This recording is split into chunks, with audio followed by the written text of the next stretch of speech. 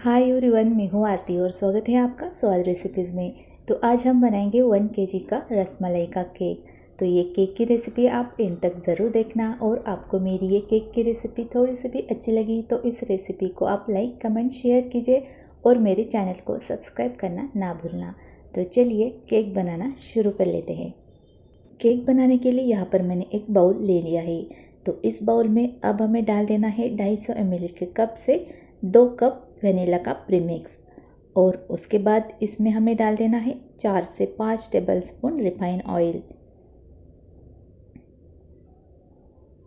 और ऑयल डालने के बाद अब हमें इसमें थोड़ा थोड़ा पानी डालते जाना है और इस केक का हमें बैटर बनाकर तैयार कर लेना है। यहाँ पर हमें केक का बैटर एकदम स्मूथ बनाकर तैयार कर लेना है।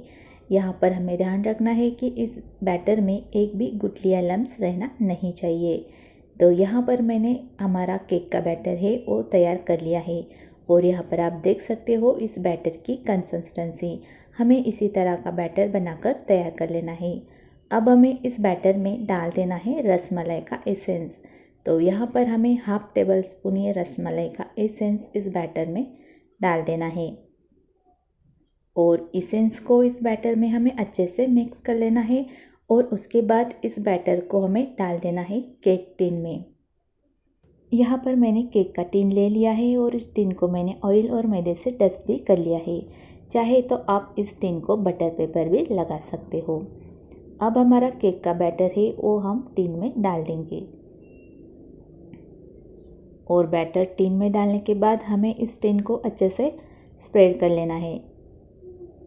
और स्प्रेड करने के बाद इस टिन को हमें 5 से 6 बार टैप कर लेना है। टैप करने से बैटर के अंदर के एयर है वो बाहर निकल जाएंगे। और उसके बाद इस टिन को हम बेक करने के लिए रख देंगे। बेक करने के लिए इस पतीले को मैंने 10 मिनट पहले ही प्रीहीट होने के लिए रख दिया था।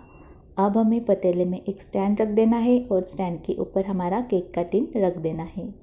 अब पतीले को ढककर हमें इस केक को लो फ्लेम पर 30 से 35 मिनट तक बेक कर लेना है। यहाँ पर 35 मिनट हो चुके हैं। अब इस केक के अंदर हम टूथपिक डालकर चेक कर लेंगे। तो यहाँ पर हमारी टूथपिक है वो क्लियर आ चुकी है। इसका मतलब है कि हमारा केक है वो अच्छे से बेक हो चुका है। अब गैस की फ्लेम बंद कर देंगे और इस केक को पूरी तरीके से ठंडा होने देंगे। और केक ठंडा होने के बाद मैंने केक की धागे से 3 लेयर कट कर ली है। अब हम केक का डेकोरेशन कर लेंगे। सबसे पहले हमें केक बोर्ड लेना है और इस केक के बोर्ड पर हमें थोड़ी सी व्हिप क्रीम लगानी है। यहाँ पर मैंने व्हिप क्रीम में थोड़ा सा येलो कलर मिक्स कर लिया है। अब इस व्हिप क्रीम के ऊपर हमें रखना है हमारी फर्स्ट वाली लेयर। अब इस लेयर के ऊपर हमें डाल देना है शुगर सिरप। यहाँ पर मैंने 1 कटोरी पानी में 4 चम्मच शुगर पाउडर और 3 से 4 ड्रॉप रसमलाई का एसेंस मिलाकर शुगर सिरप तैयार कर लिया है। और शुगर सिरप डालने के बाद इस लेयर के ऊपर हमें पाइपिंग बैग से व्हिप क्रीम लगा लेनी है। उसके बाद इस व्हिप क्रीम को हम स्पैचुला से स्मूथ बना लेंगे। और हमारी व्हिप क्रीम है वो स्मूथ होने के बाद इस व्हिप क्रीम के ऊपर हमें डाल देना है रसमलाई का क्रश।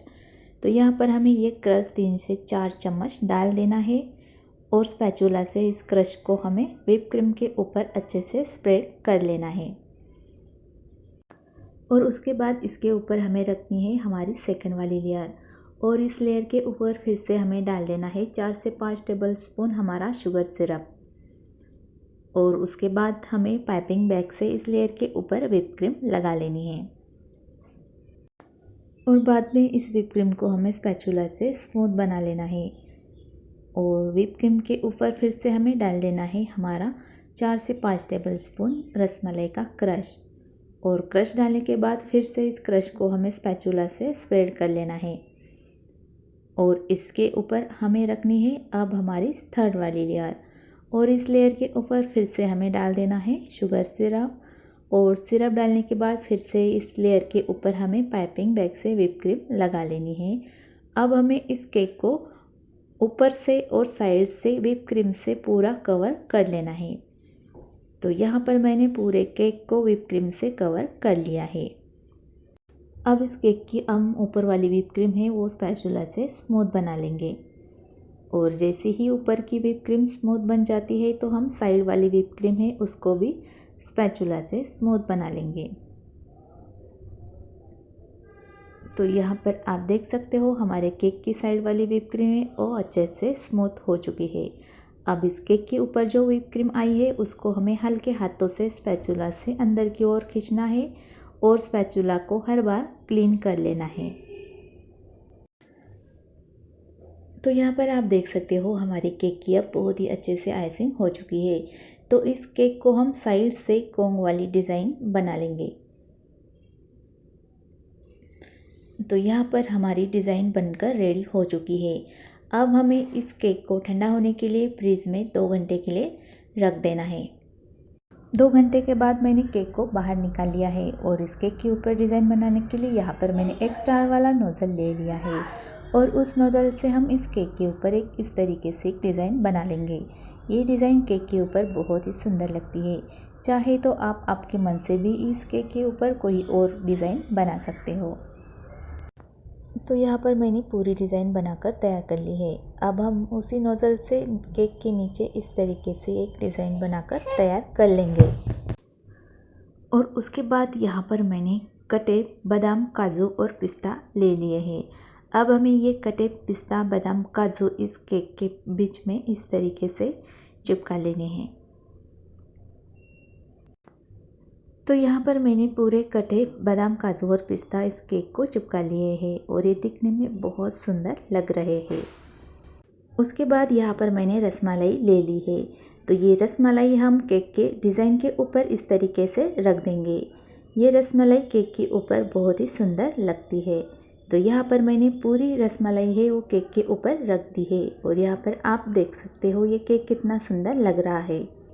अब इस केक के बीच में हम नाम लिखेंगे।